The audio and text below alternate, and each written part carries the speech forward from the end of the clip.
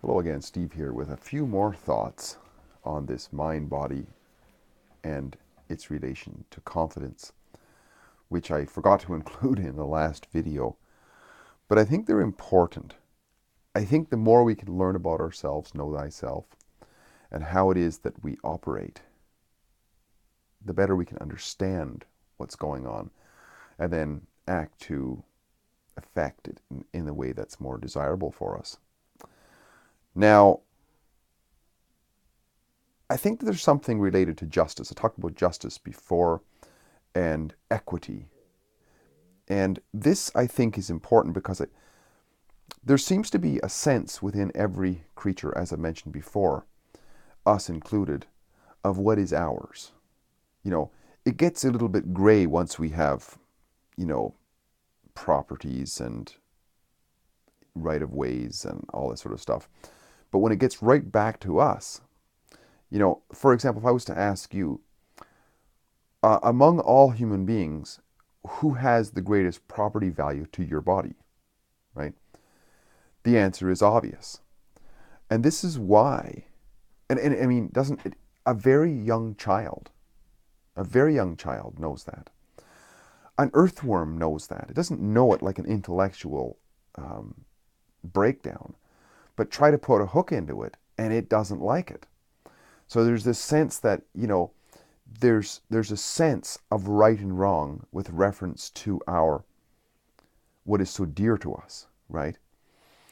And so when we suffer any kind of an assault or an affront, whether it just be a reprimand that we feel wasn't warranted, or which we usually don't feel is warranted because often, you know, especially when we're young, we don't know that we're doing something wrong. But a lot of times parents react out of just frustration and whatnot, but it affects us, you know, right from that fairly small experience to somebody who's actually being raped. I mean, this is it's just a crazy amount of violation towards one's property, right? It's and I think that this is why we develop these tendencies to be anxious and to be worried, is because of those experiences we realize, okay, we're not very safe here. We aren't. You know, in those, if that's what happens, the body and the mind and all that is designed to basically say, in a very subconscious way, this isn't a safe world. So we're going to build in a memory where when something is that when you're in close into people and so on, we're going to put you at a heightened state. We're going to go to um, red alert, and we're going to pump up the heart and the lungs and get everything wired so you be stronger, so that you're going to pump certain things into your bloodstream so that you're going to be able to run faster and what have you, fight back. I mean, these are very base animalistic things. You know, one of the things about learning about ourselves, we realize that there's an animal in us, right? We evolved. I mean, certainly any amount of science seems to indicate that we evolved from very prehistoric ways. And the subconscious is something that developed far before this higher conscious mind. But it's still alive and well. And for the most part, it seems to be what runs us more than anything else. You know, this is what religion and so on is. So, yeah, so I think when we're assaulted, like in that example where I was beaten up, it was like a serious injustice. I mean, I didn't analyze it as that. It felt like an embarrassment and pain and what have you. But there was something about it that I knew it was a wrong thing to do to me. You know, I wouldn't want to do that to somebody else if I had a conscience.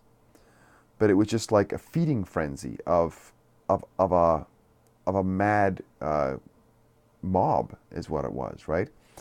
And it added to that bag of experience. And that bag of experience said, okay, there's been an injustice. So we're going to compensate, or the mind body said there's an injustice happened. So we're going to compensate to even it out. Because what I've noticed in nature is that everything wants to seek equilibrium, right? So if there was an injustice done, the compensation for it is the building in of a mechanism that will compensate for that. It will attempt to take me out of those social circumstances so that it won't be as likely to happen again. And what happens is a social anxiety begins to build up. And once that social anxiety begins to build up, it does in fact dissuade me from getting involved with groups where that could be a possibility. Stay away from them, right?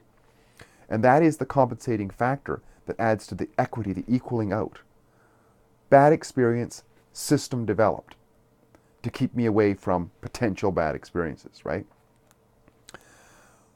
But the problem is, of course, is that when we get into situations later on in life where we want to get ahead in our profession, we want to develop a family and meet a mate or something like that, and we have this developed mechanism to keep us away from perceived dangerous situations, we're not so apt to go out and be friendly. And if we do, we look awkward, anxious, shaky.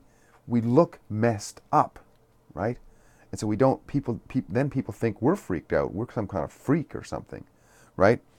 So I think this is why it's important to get to know about these things, a little bit about ourselves. But most of all, especially once we get a sense for what's going on, to actually make conscious decisions to put ourselves in safe circumstances that we know consciously are safe, but that the mind body still thinks are unsafe, and practice within those safe spaces. Knowing rationally we don't necessarily want to do that in every space, but we'll do it in the safe spaces. And then, of course, lots of other things like building up a healthy body, so that we look strong, we build up the energy to be able to do those things. Because when we're going to drive the body to do something, the more energetic we are, the easier it's going to be. And there's a lot of other things that will go with confidence as well. But I think that's so important, is to first of all recognize the issue and then find the safe places and recognizing the issues could be even through reading about it, thinking about it, talk therapy, seeing a therapist and what have you. But then at a certain point, practicing. In fact, I know of somebody who told me about that he was seeing some kind of a counselor or whatever. And the counselor actually recommended that he actually go into setting groups that were safe and begin to socialize more and practice that over and over again and begin to take that bag of experiences and pour in clean, wholesome experiences. And then that dilutes those old things. And you begin to reduce the compensating. Once again, you're starting to talk about justice again, or equity, right? Because now you're pouring in good experiences.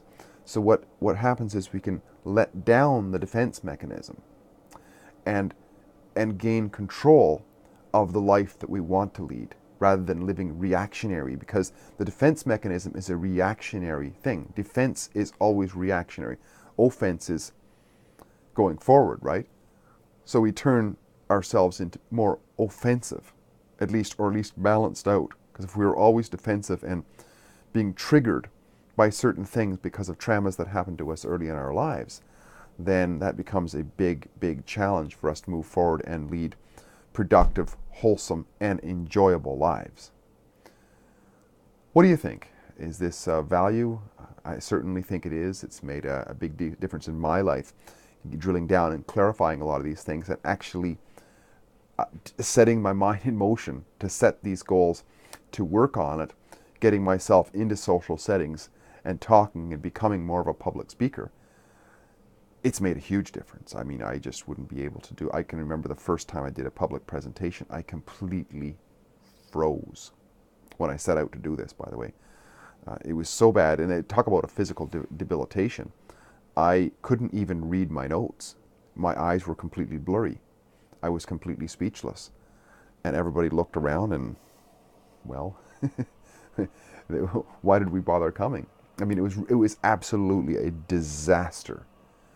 But I didn't stop. I recognized huge problem. Better do something about it. Steve here again. Great chatting. Talk again soon. Bye for now.